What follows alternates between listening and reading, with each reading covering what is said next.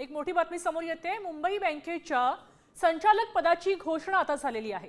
तेजस्वी घोसाळकर मुंबई बँकेच्या संचालक पदी आता निवडून आलेले आहेत। मुंबई बँकेच्या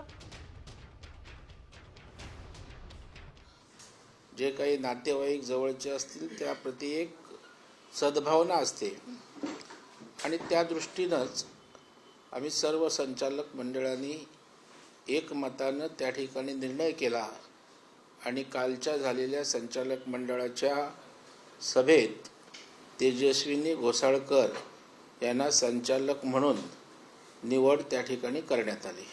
पण यामुळे कुठेतरी घोसाळकरांच्या भाजप प्रवेशाची चर्चा पुन्हा एकदा सुरू झाली।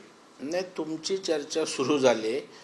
आमची जागा त्या ठिकाणी रिक्त झाल्यानंतर त्या ठिकाणी जागा भरणं कायदेशीर क्रमप्राप्त असतं आणि मग अशा वेळेला ज्याची हत्या झाली त्याची पत्नी आज त्या ठिकाणी सामाजिक क्षेत्रात काम करत असताना तिला संधी देणं हा आपला माणुसकीचा धर्म आहे।